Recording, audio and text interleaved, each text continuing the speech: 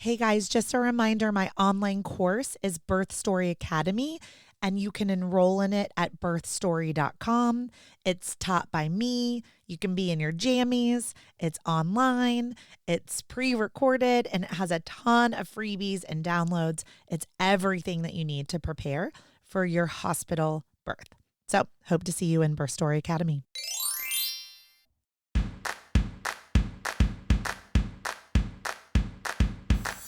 What does a contraction feel like? How do I know if I'm in labor? And what does a day of labor look like? Wait, is this normal? Hey, I'm Heidi. My best friends call me Hides. I'm a certified birth doula, host of this podcast, and author of Birth Story, an interactive pregnancy guidebook. I have supported hundreds of women through their labor and deliveries, and I believe every one of them and you deserves a microphone and a stage. So here we are. Listen each week to get answers to these tough questions. Birth Story, where we talk about pregnancy, labor, deliveries, where we tell our stories and share our feelings. And of course, chat about our favorite baby products and motherhood. And because I'm passionate about birth outcomes, you will hear from some of the top experts in labor and delivery. Whether you are pregnant, trying desperately to get pregnant, or you just love a good birth story, I hope you will stick around and be part of this birth story family. Hey guys. Okay, today I was talking to Marisa Rodriguez. This is a hilarious story. I canceled this podcast episode because my intern's name is Marisa Rodriguez. How funny is that? So there was I'm sure there's many Marisa Rodriguez's in the world, but I texted my intern, Marisa, and I'm like, why did you jump on my podcast calendar? And she's like, what are you talking about? And I was like, oh my God, I just canceled on the wrong person. Like once I looked at the email addresses, but it was such a small world. So sweet Marisa of Luxe Baby Custom Newborn Care agreed to not be too mad that I late canceled her podcast episode and rescheduled this episode so that we could talk about the walls that new parents face in the postpartum period, as well as the importance of self-care rituals in the postpartum period. We also talk about navigating sleep because Marisa is not only the oldest of 10 children and a mom, but she's also a newborn care specialist, a postpartum doula, and a sleep consultant. So I had a really fun time recording with Marisa today. And Marisa, I know you're listening, so thank you for coming back to the Birth Story podcast and not being too upset that I canceled on you for having the same name as my intern. I hope you guys enjoy this episode, and I would really appreciate it if you would share it with a new parent who might be struggling with some of these walls that we talk about today in this episode that they might be hitting with anxiety, depression, feeding, sleep deprivation, and so much more. Enjoy. Hey, Marisa, welcome to the Birth Story podcast. Thank you, Heidi. I'm so happy to be here today. Well, as everyone heard in the introduction, we are talking about the sacred postpartum period, the journey of new parenthood. And Marisa is here with her company, Luxe Baby Custom Newborn Care, with her best tips and tricks for self-care and just really learning about how to be a new parent. And we're going to talk a little bit about sleep also. So thanks for being here, Marisa. Absolutely. My pleasure. All right. Well, first things first, tell us all about you. Where do you live? Why do you do this? I live in Phoenix, Arizona, but I service and support families nationwide, both in person and remote. I am the eldest of 10 children, and I guess I have to contribute my journey into the child care world to that. We had twins smack in the middle. And of course, I learned a lot because the twins came when I was a teenager. So I was helping at times in the night with feeds on occasion. But when it came time to find a job, it was like, what am I good at? What are my skills? Babies, children. So I started working as a professional nanny early on, and it has been a very amazing journey, which has led me to where I'm at today as a newborn care specialist and sleep consultant. And a postpartum doula. And a Yay. postpartum doula, absolutely. I know all the things. Okay, so the joke is I'm one of five, okay? So when you're the oldest of 10, I'm always like, this makes sense. Of course you're a postpartum doula. Of course you're a newborn care specialist. Of course you know everything about sleep consulting, right? But I'm like, what does the second oldest do in your family? You know what? The second oldest is a boy, so he doesn't got away with a lot, but he is a serial entrepreneur. Okay. Oh my gosh, I Yes, always love it because I'm like, of course the oldest female especially is like the caretaker, you know? So yes, I absolutely. was just wondering what your older brother did. So anyway, and I thought my house was crowded with five. So I can't even imagine 10. And now I have two. I went and only had two children and that feels like a lot. I had one, and I felt like that was a lot for me personally, because when you're caring for other somebody else's child and you're caring for your own, two completely different worlds. Yeah, and you already raised nine other kids alongside your parents, you know? Right. So, well, I'm really excited to learn from you today and to share your gifts with my own private doula clients and listeners of the Birth Story podcast. So, super exciting. I'm like, where should we start? Let's start with I think I want to start with like day one, right? Is like, and I mean day one, let's do hospital birth. Oh, Okay. Because great. that's different than day one home birth. So let's do day. Absolutely. I know. I was like, they're both hard, but in different ways. So you've just gone through this long, arduous labor. And now you think, oh my gosh, maybe I could catch a nap. And then the people are coming in and turning on the lights and they're dinging the alarms and all this stuff. And finally, after a couple of days of absolutely no sleep, the hospital systems have not set you up for success. And we drive home.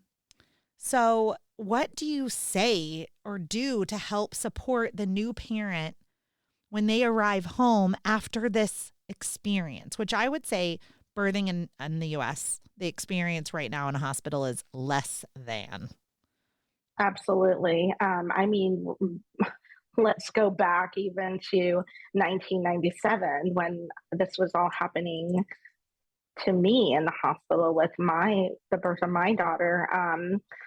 There is no preparation, and if you're going through any other additional kind of trauma regarding your labor and delivery, or maybe something happened with your baby during the delivery, it can be so hard because there are so many emotions. You're scared, you're exhausted, you don't understand what's happening, you just can't get a grip on getting control of the situation, and you feel so lost, and you can even feel like a failure.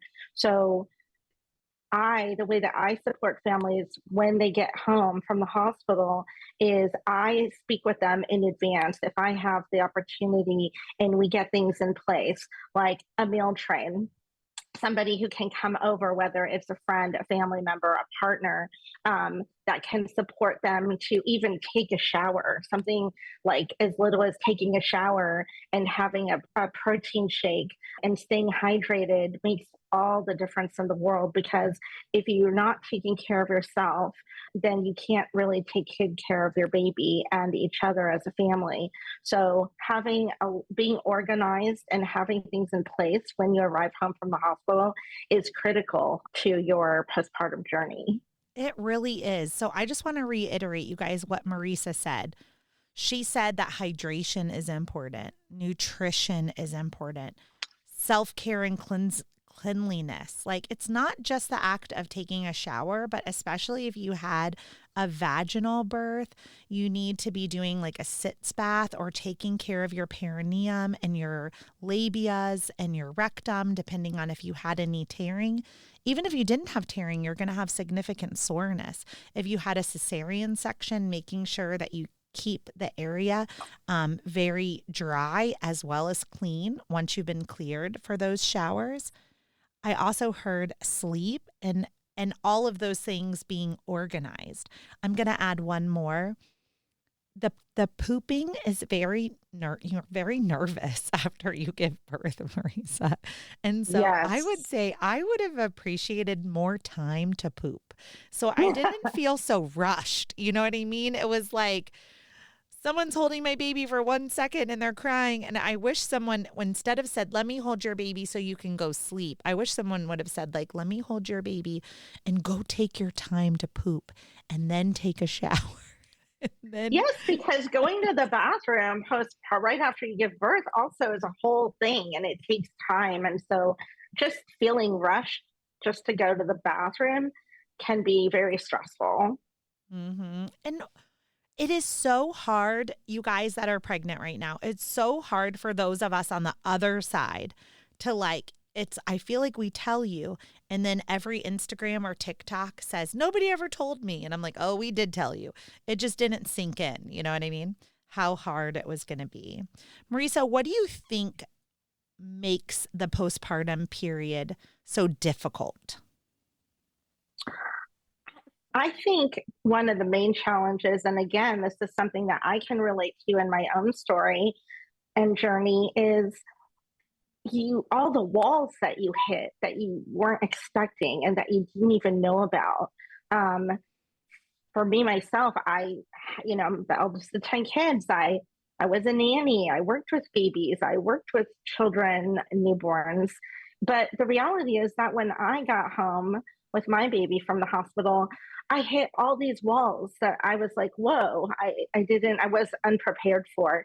So I wish that I would have had some knowledge, even about postpartum depression. I had no idea what I was going through or experiencing. I didn't know there was a name for it.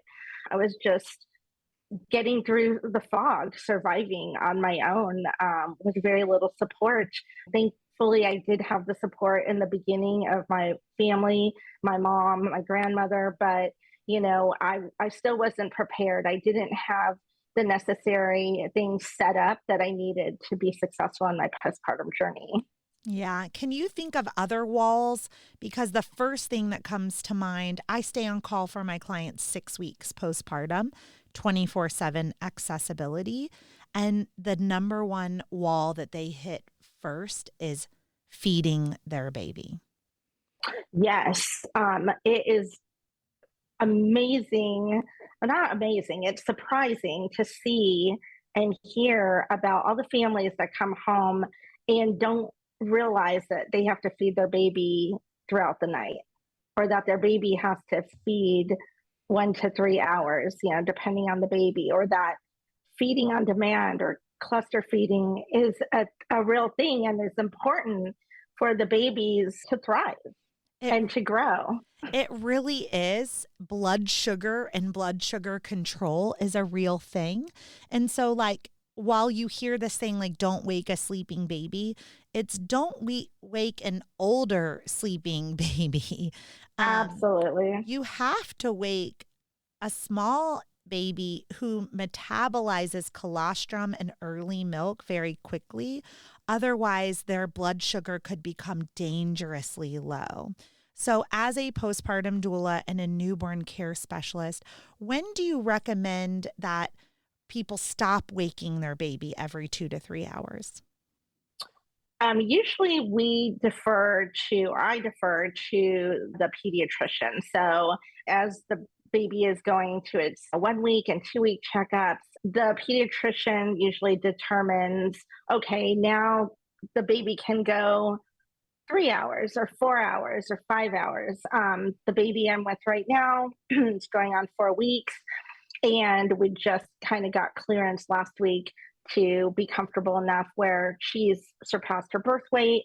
And the pediatrician has said she can sleep a little bit longer in the night. But we hit the 5 hour mark, then we're kind of like on high alert and looking at how many calories has she consumed. so far? How many feeds has she had so far? How much?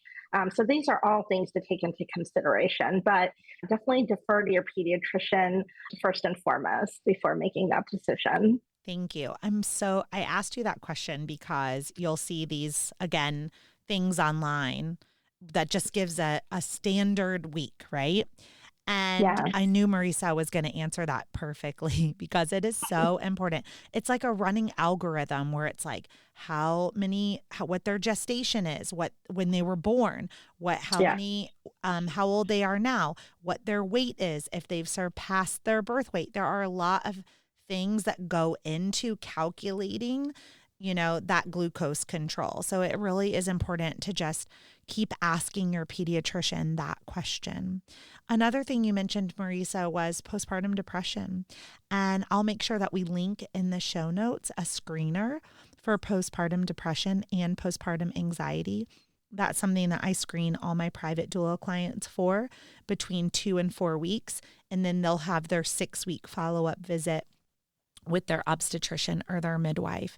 And so I was wondering if you would just share, when you go into clients' homes or when they have come to Luxe Baby Custom Newborn Care online to do remote work or virtual work with you, what are you looking for as red flags and green flags?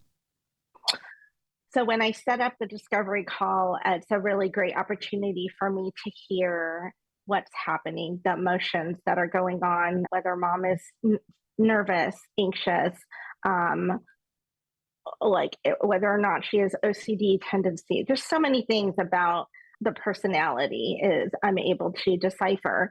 And I will have, obviously I'll make my notes, but it's because it's such a tender topic.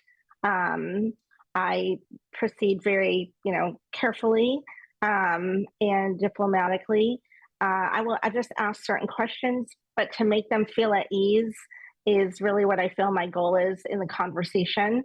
And I can share and say, I experienced that myself, and this is what I did. So finding a way to give resources without them feeling like it's directed just to them and I'm diagnosing them, because I'm not a medical professional clearly, but I do see things and I can help them bridge that gap or seek other resources that could help them. I think what's really important to know is that we should have like compassion for our shifting hormones and a deep understanding prior to giving birth that shifting hormones are something that is going to happen for everyone.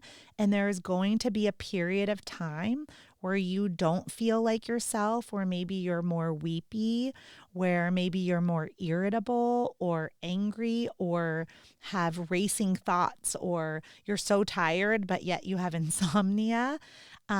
For a period of time, this can be quite normal, but I think it is very important to be checking in even at your pediatrician appointments. You can ask the pediatrician, how do I look? You know what I mean? Like, do I look like I'm doing Yeah. okay compared to the other? Should I be calling my OB or my midwife? I love a 2-week check with your medical provider too. Like, I really don't like that we wait 6 weeks in the United States to get postpartum Yeah. medical care. So maybe do a 2-week check-in. Maybe use these screeners that I'm going to link in the show notes. Don't screen yourself before 2 weeks. Right. So I was going to say the only thing I get really worried about as a doula is signs of postpartum psychosis. So those are more like auditory hallucinations or visual hallucinations. Those are very rare, but you would need to seek help right away. Outside of Absolutely. that, the first 2 weeks are really tough. And like Marisa said, we're hitting these walls. So we've covered 2 of them, postpartum depression. I'm going to add anxiety to that also. We've addressed another wall that you hit is feeding, right? We can have lip ties and tongue ties and cheek ties. It's Yes. important to have the pediatrician and also I'd say a lactation consultant on board. What are the other, and I know it's critical, like the 0 to 3 months and the babies start to get a little bit bigger, but what are some other walls that you're helping parents navigate in your sessions with them? Sleep deprivation is right on up at the top of the list for sure. And I think there are a lot of misconceptions about infant sleep, um, but there's so many stages to it. So obviously, you can't sleep train your newborn in the first, few months or weeks, but you Okay, can. you just said obviously, Marisa. So let's simmer there because there are people listening that are like, that is not obvious to me. I literally have doula clients on day 3 that are like, when can I sleep train this baby? So why can't we sleep train a newborn? So a newborn really can't be sleep trained because the most important things for a newborn are gaining weight, growing. When they're sleeping, they're growing. Their brain is developing, their body is, their organs, everything is maturing and coming together as it should. But newborns need to feed on demand. Eating every 1 to 3 hours. They're also sleeping up to 16, 17 hours in a 24-hour period. So it's very important. They have their own natural rhythms and patterns. And it's during that time that we want to figure out and really watch. We want to lean into their natural rhythms and see what that looks like. But in the beginning, it's all over the place. And you just have to basically let everything be baby led in the beginning because that's how your baby is going to be happy and feel secure and be more settled, which means less crying and more peace in the home. Yeah.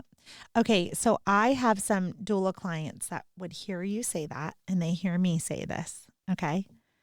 And then they go, I don't understand, Heidi. You're saying that a baby sleeps 16 to 18 hours a day. Then why is it so hard to take a shower? Why is it so hard to sleep? Why is it so hard to feed? Like they're very confused because they're hearing, well, your baby's going to be asleep 18 hours of the day. So could you break that down, what it actually looks like, kind of half hour by half hour in the postpartum Sure. period? Another aspect of that is your baby is like pooping so much in the beginning. So your baby is, peeing and pooping frequently. They may have blowouts. Your baby might have things like gas, pains, reflux. You mentioned the tongue ties and the lip ties. All of these things into what's going on with your body, with your baby, and how to move forward. Um, so a baby sleep is going to look very differently. You also can't compare your baby's sleep to your friend's baby's sleep that is the same age because every baby is a unique individual. So there are things like active sleep. A lot of times, babies are making a lot of noise and moving around frequently, and parents, especially new parents, will think, oh, my baby's waking up. But in reality, they're not awake, they're still asleep. So it's really important to understand that there are so many facets to the sleep, and it also depends on your baby's sleep environment. So while you're not able to necessarily sleep train, you can condition your baby and set up healthy sleep habits that will eventually help your baby sleep through the night successfully and when developmentally appropriate. Yeah. So when would you recommend that? Like when someone calls you and says, I would like to do one of your workshops, or I would like to Mhm. work with you virtually to do sleep consulting or to Mhm. have newborn care consulting. What is your time frame where you say like this would be inappropriate based on their gestational age or their developmental milestones? Like what sort of things are you looking for to give the green light to say, okay, I think this is something that we could approach at this point? Sure. So what's awesome about the sleep conditioning is you can start it right in the very beginning. Like I say, after the first few weeks, you can kind of integrate, you have an idea of what your baby's sleep rhythms and patterns are. But as soon as the baby comes home from the hospital, you can begin implementing healthy sleep habits, which coincide with the gentle sleep conditioning. So it doesn't have to be a big thing. You don't have to wait until the baby is 6 months to start sleep training officially. Your baby can be sleeping through the night by 12 weeks, 16 weeks, but also could happen before that. It just depends on things like if your baby is emotionally and physically ready, is it developmentally appropriate? We have to meet each baby where they're at. But gentle sleep conditioning, we can start setting that up from the very beginning. And this is going to help your baby because we're following its natural sleep rhythms and patterns. It's going to help your baby when it does sleep, it's going to sleep soundly and it's going to sleep longer stretches, little by little. And as they wean themselves from night feeds developmentally, and no, I say wean themselves, not us taking the feeds away. But when they're ready, this is how it all flows peacefully and ends up with them sleeping through the night. Now, before we got on this call, I told Marisa, and many of you guys that are loyal listeners know, I'm going to say the word failed. I like maybe one or two times I was like, this is a long time ago, you guys. It was like cry it out or something. And it lasted like 30 minutes. And I was like, forget this. We're co-sleepers. We co-slept until my children were 9 years old. And finally one day I was like, you guys need to get out of my bed. This is like disrupting my sleep. And they like complained for like 48 hours. And then that was it. We didn't co-sleep anymore. So I'm really bad at this. I tried once, 30 minutes probably. And then I was like, forget this. I didn't have help though. Maybe there were podcasts back then. I don't think so. There certainly weren't parenting podcasts back then. So I'm just wondering if you would give us away a few of your free secret tips. So if I'm calling you today and it's time for gentle sleep conditioning, what are some of the things that we could work on? Absolutely. And like I said, these are things that you can work on when baby comes home from the hospital in those first couple of weeks if it's comforting to baby, but something that we really do to set up healthy sleep habits and to help soothe the baby and comfort the baby. It's just had this, gigantic transition of being outside of the womb and in a brand new environment. So setting up the nursery or your bedroom, if the bassinet is in your bedroom or in the nursery, wherever it is, you want to make sure that the nursery is nice and cool. AAP guidelines suggest anywhere from 68 to 72 degrees, but that will also depend on your particular household. As many households, every room is affected a little differently. So making sure that it's nice and cool, but also making sure that it's for night sleep is dark and that you have a white noise. White noise, these are all things that mimic the womb. So it's going to help the baby be comfortable and sleep a little bit better. The other part of that is swaddling, having the baby swaddled nice and snug, never tight, especially around the hips, but swaddled properly and dressed appropriately for the night. These are all things that help aid in the healthy and safe sleep habits, but also sets your baby up for success to sleeping soundly for particular pockets of time. And if you're following their natural rhythm and not waking them up out of their sleep, not waking them up unless you have to. In the beginning, you do have to interrupt their sleep cycles. But once you have the okay to not interrupt the sleep cycles, letting them wake up on their own and let you know when they're hungry, not feeding them because, it's midnight and I'm tired now and this is when I want the last feed to be, but really following what your baby is showing you. That's how you're going to have your baby successfully sleeping through the night. Mm-hmm. Okay, so I have a question. It sounded like you were hitting a lot on the five senses, so kind of doing things. So I wondered if there was a suggestion for smell. And then I was wondering if there was a suggestion for is there any research or should people be using blackout curtains or is it better to have a little night light, like a little light in the room? Have there been any studies that show that there's like a preference with sleep, or that there's better sleep habits based on lighting and scent, I guess? I haven't done any research on scent, but when it comes to newborns, we really try to be fragrance free. Okay. So, because babies can be sensitive, it also can be, when somebody has perfume or cologne or body spray, it can be smell very overwhelming and almost affect your breathing. So it's the same for a little newborn who doesn't have the full breathing aspect like we do. So it can definitely affect them. So we always say no, fragrance free everything. And keep everything nice and sensitive for sensitive skin. Don't use products with a lot of chemicals in it or high fragrance, big, strong smells or fragrances.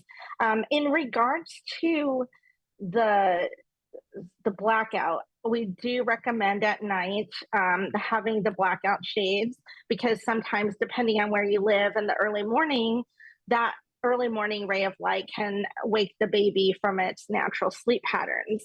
So we want to do everything we can to block it out. Now, when it comes to light, I don't have evidence-based research tips on this, but as a sleep consultant and a newborn care specialist, You're evidence based. You've been doing this for a really long time. okay. I haven't done any studies, but so the blackout, yes. So if you're going to use light, clearly, I'm used to it. My eyes adjust. I'm like working like a little vampire in the night, but there are times when you're going to need light. And the best light to not disrupt the baby's sleep is a red light. So using red light in the night, but I don't recommend keeping a light on all night. If some people, look, it's a personal choice, but just know and be aware of it could be affecting your baby's sleep. I have babies that they're used to having a little light on all night, or even want that, but the best sleep they're going to get is in the darkness. And then if for changing and feeds, I do use a red light, and I recommend red light to all of my clients. Okay. Do you have a product that you would recommend that someone could pick up? Honestly, there are quite a few products. So there is a little egg that you can tap and it turns different colors. But I love using just a little red light. If you have a lamp in the nursery, I recommend getting a red bulb and putting that in there. I also use those little mini flashlights off of Amazon, and I Yeah. use those. I have them in different areas in the nursery so that if I need a light, even to check on the baby, I will shine a red light away from its head so that I can see, and also make sure that the baby is safe and breathing properly. I'll use it to check and see if the baby has spit up or peed through their diaper. So these little mini flashlights for me are super helpful, but there are a lot of red light products out there and everybody seems to like something different. So whatever works for you. Yeah. As you guys can hear, we're about 30 minutes in, and it is overwhelming to hear all about these things. We've talked about like the walls that your baby and you can hit. It's really important that you have a support system. Not everyone can afford the luxury of like logging online and hiring Marisa or hiring a postpartum doula in person or a night nurse. So that's why we're recording this podcast too, so that we can give as many helpful free tips for those of you that, just all you have is this podcast. We want to make sure that we give you as much as you can. So, but it is possible for you guys, if you are really enjoying this conversation with Marisa, it is possible to hire her. So, Marisa, before we move on to self-care, will you just share about how everyone listening to the podcast could get a hold of you if they wanted to hire you to do some virtual consulting? Absolutely. I'm Marisa. I'm the founder of Luxe Baby Custom Newborn Care, and we provide remote services as well as in-person support. But the remote services are is a way for families to get support and care As a new parent, there are so many things that you need reassurance about, um, and they pop up at it could pop up at any time, whether it's 2 p.m. or 2 a.m. You're going to have questions, and we provide a 24/7 messaging service with Your Baby Hotline. It is there is a dedicated page on our website, luxebabycare.com, and you can just go to it at any time, and you can sign up, pay, and get started immediately.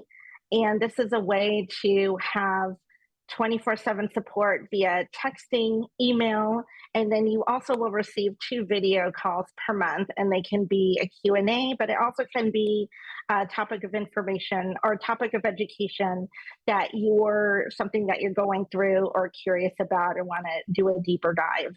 So at the end of the day, we're here to support you, and you will basically have your own infant specialist at your fingertips.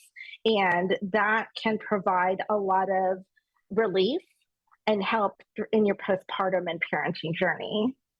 Beautiful. And did I hear correctly? It was luxebabycare.com is your website? Yes, and you also can take a peek at us on Instagram at Luxe Baby Care. That's Luxe. And we also provide a lot of resources on there and tips.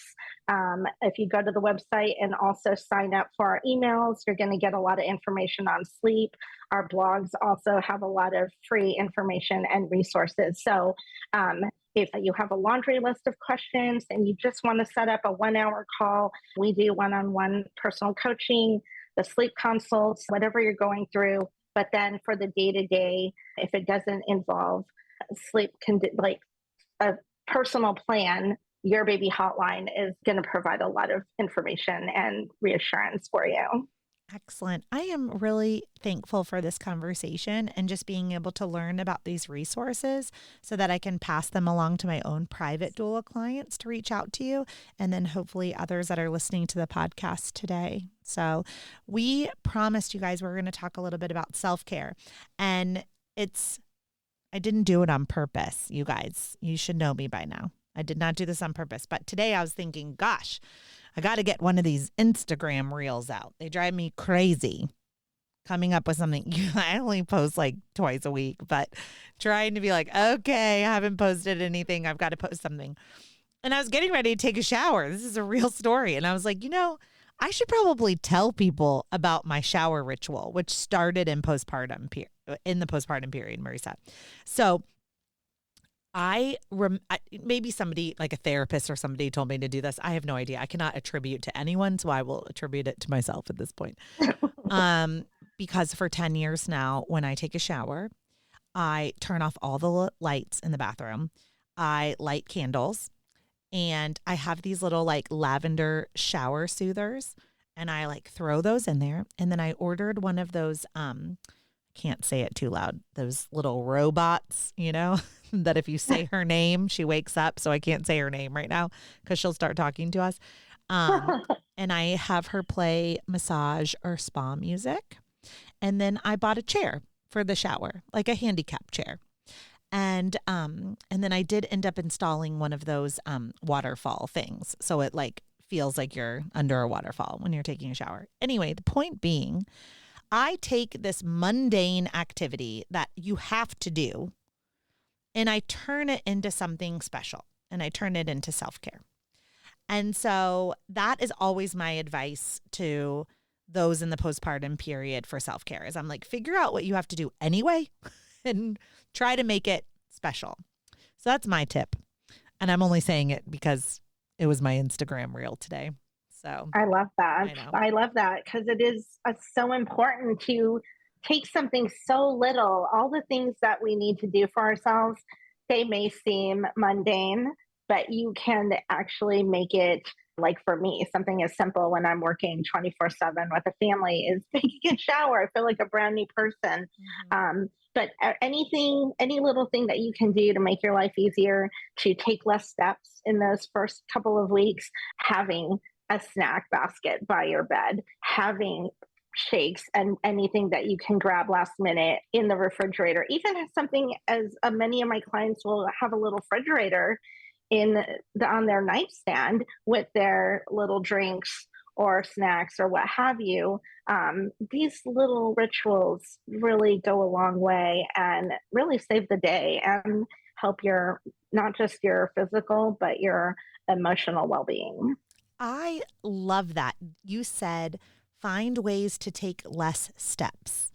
That is brilliant. I actually went to a postpartum visit recently, and one of my doula clients had this rolling cart from Target. It was 3 tiers, and they had set it up as a nursing station, and they lived in a townhome. So there was 3 floors in their townhome. So she bought the same cart for all 3 floors and put all of the things. And then she only had to bring, if she wanted to pump in a different floor, she only had to bring the actual pump. All the other things were set up. And I thought that goes back to the beginning of the conversation. Marisa was talking about organization, something I'm not great at, but I was like, this is brilliant. But I thought here she set herself up to take less steps, right? That is beautiful.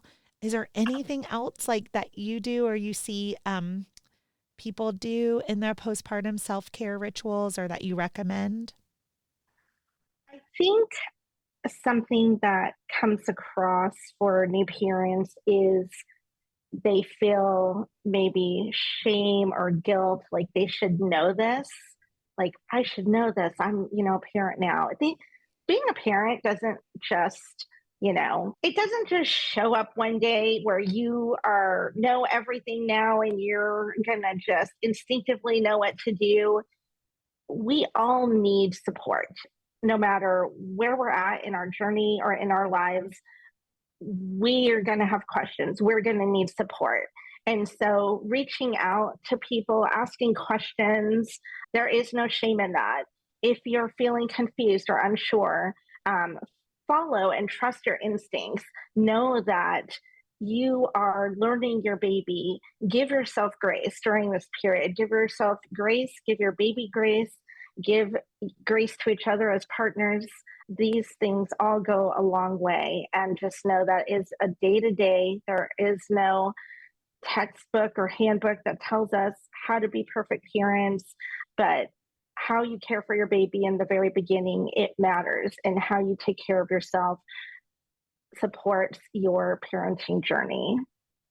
It does matter. I'm going to echo that. It matters.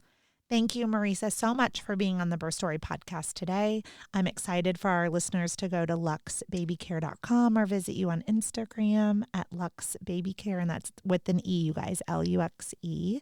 And if you are fortunate enough to have extra resources available to you, then I highly recommend you reach out to Marisa and see if you can do some consulting with her. But we really appreciate your advice and your tips and all your expertise. As the eldest of 10 children, a forever nanny, a postpartum doula, a newborn care specialist, and a sleep consultant. What a brilliant life and stamp you've made on this world. So thank you so much. Thank you so much. It's truly an honor. Thank you for listening to Birth Story. My goal is you will walk away from each episode with a clear picture of how labor and delivery might go, and that you will feel empowered by the end of your pregnancy to speak up, plan and prepare for the birth you want, no matter what that looks like.